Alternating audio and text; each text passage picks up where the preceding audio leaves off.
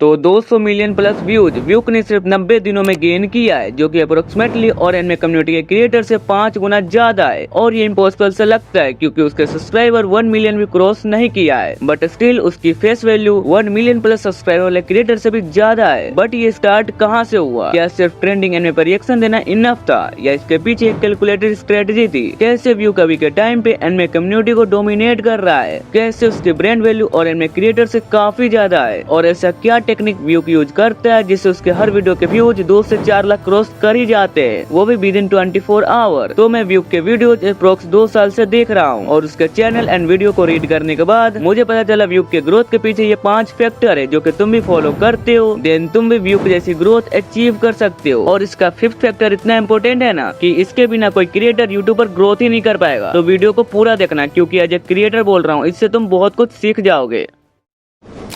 तो factor number 1 is unique content. तो व्यूक ने अपना चैनल दिसंबर 2021 को शुरू किया था और उस पर उसने एनिमे कैरेक्टर का मिमिक्री या फिर कह लो पैरोडी करना शुरू किया, जो कि उस टाइम पर शायद ही कोई क्रिएट करता था। और हमेशा से यूट्यूब पर वायरल कंटेंट से ज्यादा वैल्यू यूनिक कंटेंट की होती है। As for example Carry Minati, जिसने रोस्टिंग करना शुरू किया, वो भी उस टाइम पर जब ये कंटेंट रेयर था। और अब रोस्टिंग ही कैरी मिनाटी की आइडेंटिटी बन चुकी है और व्यूक ने इसे बहुत अच्छी तरह से समझा क्योंकि 2021 में एनिमे कम्युनिटी जस्ट ग्रो ही कर रही थी और उस टाइम यूट्यूब पर top 10 anime, top 5 underrated anime, इस टाइप का कंटेंट देखने को मिलता था। बट व्यूक ने यूनिक कंटेंट सोचा और एनिमे कैरेक्टर का मिमिक्री शुरू किया, जो कि ऑडियंस को काफी पसंद आने लगा क्योंकि वो यूनिक तो था ही, साथ ही में उसमें एंटरटेनमेंट भी था। और ऑडियंस को नॉलेज के साथ साथ एंटरटेनमेंट चाहिए होती है और बाकी व्यूक का फनी वे में पैरोडी करना उसके वीडियो को और एंटरटेनमेंट बना ही देता है। तो बेसिकली मैं ये बोलना चाह रहा हूँ, तुम 5 दिन लेट ही कंटेंट क्रिएशन स्टार्ट करो, बट अगर तुम अपने नीच में यूनिक कंटेंट चूज कर लेते हो देन तुम्हारा यूट्यूब पर ग्रो करना काफी इजिली हो जाता है। और इसमें तुम्हें ये चीज का ध्यान रखना है कि तुम्हारे कंटेंट क्रिएशन कोई वैल्यू प्रोवाइड कर रहा हो, कुछ भी अपलोड मत करना। और बात रही यूनिक कंटेंट फाइंड कैसे करने की, तो उसके लिए तुम सबसे पहले थोड़ा यूट्यूब को एक्सप्लोर करो और अपने नीच के सारे क्रिएटर को देखो वो क्या कर रहे हैं और फिर उसी नीच से रिलेटेड तुम कुछ अलग सोचो कि उसी चीज को मैं कुछ अलग तरीके से कैसे बताऊं, या फिर चैट जीपीटी से हेल्प ले सकते हो।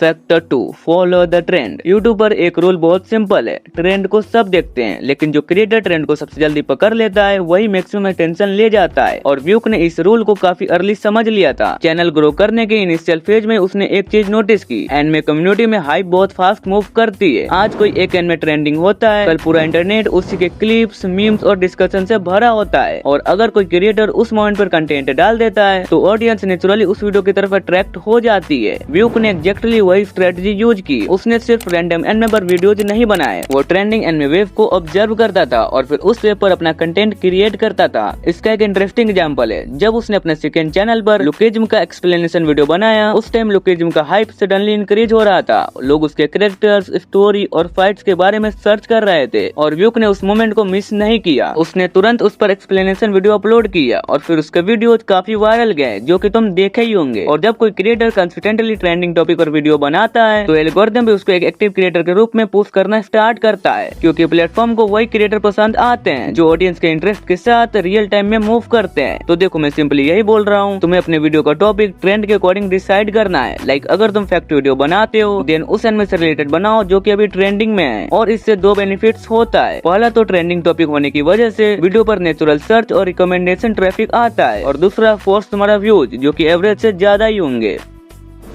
Factor 3, entertainment over information strategy. अगर तुम व्यूक के वीडियोस को ध्यान से ऑब्जर्व करोगे तो एक इंटरेस्टिंग पैटर्न समझ आता है। व्यूक टेक्निकली एनिमे इन्फॉर्मेशन चैनल नहीं है और शायद वही उसकी सबसे बड़ी स्ट्रेंथ है क्योंकि यूट्यूब पर इन्फॉर्मेशन देने वाले क्रिएटर तो बहुत मिल जाएंगे लेकिन इन्फॉर्मेशन को एंटरटेनमेंट में कन्वर्ट करने वाले क्रिएटर्स बहुत कम मिलते हैं। व्यूक का कंटेंट को देखो, चाहे वो किसी एनिमे का एक्सप्लेन कर रहा हो, चाहे रिव्यू कर रहा हो या फिर किसी कैरेक्टर का मिमिक्री कर रहा हो, हर सिचुएशन में वो एक चीज जरूर करता है, वो इन्फॉर्मेशन को फनी बना देता है। एग्जाम्पल के लिए मान लो वो किसी एनिमे का सीन को एक्सप्लेन कर रहा है, नॉर्मली एक क्रिएटर बोलेगा इस सीन में हीरो विलन को डिफीट कर देता है, लेकिन व्यूक का वर्जन कुछ ऐसा होता है। बट एनिमे के मैनेजर किम भी लाइक अब सीरियस होना पड़ेगा और उन्हें एक मूव चला और सारे आ रहे।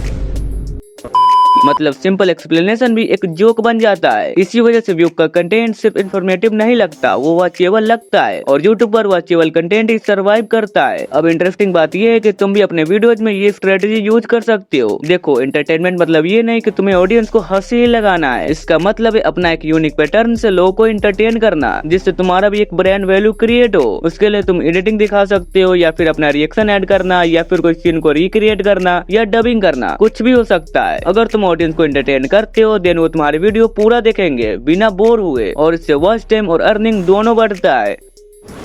फैक्टर 4, फोकस ऑन वन नीच। यूट्यूब पर एक बहुत कॉमन मिस्टेक होती है, क्रिएटर्स हर 2-3 महीने पर अपना नीच चेंज कर देते हैं। आज गेमिंग, कल व्लॉगिंग, परसों रिएक्शन, और फिर वो सोचते हैं व्यूज स्टेबल क्यों नहीं हो रहे हैं। लेकिन व्यूक ने शुरू से ही एक सिंपल रूल फॉलो किया है, एक नीच पकड़ो और उससे छोड़ो ही मत। जब व्यूक ने अपना मेन चैनल स्टार्ट किया था तब उसने एक क्लियर डायरेक्शन चूज की, एनिमे, और उस चैनल पर उसने एनिमे कैरेक्टर्स की मिमिक्री और पैरोडी वीडियोज बनाना स्टार्ट किया। और इंटरेस्टिंग बात यह है, आज भी उसके मेन चैनल पर सेम टाइप का कंटेंट आता है, क्योंकि उससे पता है जब ऑडियंस किसी चैनल को सब्सक्राइब करती है तो वो एक स्पेसिफिक रीजन से सब्सक्राइब करती है। अगर कोई व्यूअर एनिमे पैरोडी देखने के लिए सब्सक्राइब करता है और नेक्स्ट वीडियो में क्रिएटर रैंडम व्लॉग डाल दे तो ऑडियंस कंफ्यूज हो जाती है, और कंफ्यूज ऑडियंस क्लिक नहीं करती। व्यूक ने ये मिस्टेक अवॉइड की, और जब उसका मूड शिफ्ट हुआ थोड़ा डिफरेंट कंटेंट ट्राई करने का, तो उसके लिए भी उसने न्यू चैनल क्रिएट किया, अपना मेन चैनल पर एक्सपेरिमेंट नहीं करा, और उस चैनल पर एनिमे एक्सप्लेनेशन वीडियो डालने लगा। और सबसे अच्छी बात, अभी भी उस चैनल पर तुम्हें एक्सप्लेनेशन वीडियो ही दिखेगी, और इससे ये हो गया है कि व्यू कब एनिमे कम्युनिटी के हर फॉर्मेट को कवर कर रहा है, वो भी एक क्लियर ऑडियंस के साथ, क्योंकि व्यूअर्स को अब पता है इस चैनल पर मुझे पैरोडी मिलेगी, इस चैनल पर एक्सप्लेनेशन मिलेगा, इस चैनल पर रिएक्शन मिलेगा। और जब ऑडियंस को पता होता है कि चैनल पर क्या मिलने वाला है तो वो रेगुलर व्यूअर बन जाता है, और परमानेंट ऑडियंस से यूट्यूब पर कंसिस्टेंट व्यूज का बेस बनाते हैं। इसलिए अगर तुम भी अपना चैनल ग्रो करना चाहते हो तो सबसे पहले एक नीच चूज करो और उसको पकड़ कर रखो। शुरू में व्यूज ना आए तो भी नीच को मत छोड़ो, क्योंकि ऑडियंस को समझने और ट्रस्ट बिल्ड करने में टाइम लगता है। और अगर कभी तुम्हें लगता है कि किसी दूसरे नीच में भी कंटेंट बनाना है तो सिंपल सोल्यूशन है, न्यू चैनल क्रिएट करो, लेकिन एक चैनल पर एक ही आइडेंटिटी रखो, क्योंकि यूट्यूब पर ग्रोथ उन क्रिएटर को मिलती है जो हर चीज थोड़ा थोड़ा नहीं करते बल्कि एक चीज को कंसिस्टेंटली मास्टर करते हैं।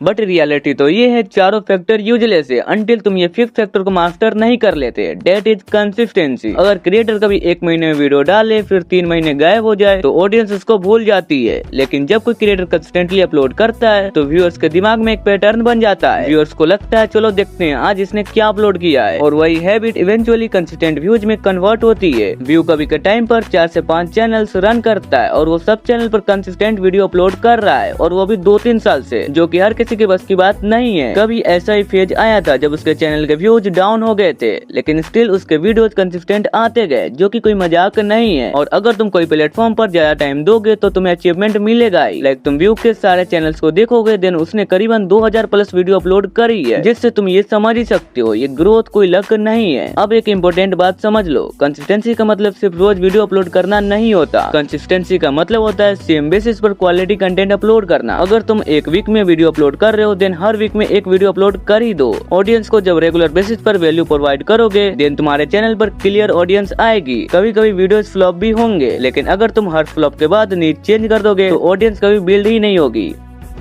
तो ये थे वो 5 फैक्टर जिनकी वजह से व्यूक ने सिर्फ एनिमे वीडियोज नहीं बनाए बल्कि इंडियन एनिमे कम्युनिटी में एक स्ट्रॉन्ग पोजीशन बिल्ड कर ली। और अगर तुम भी यूट्यूब पर ग्रो करना चाहते हो तो इन फैक्टर्स को सिर्फ समझना मत, अप्लाई भी करना, क्योंकि यूट्यूब पर डोमिनेशन लक से नहीं स्ट्रेटेजी से आता है। और शायद अगला क्रिएटर जो अपनी कम्युनिटी डोमिनेट करे वो तुम भी हो सकते हो। और ये मेरे कुछ पुराने वीडियोज है जो कि तुम्हें जरूर देखना चाहिए। एंड या मैं आपसे वही मिलूंगा, बाय।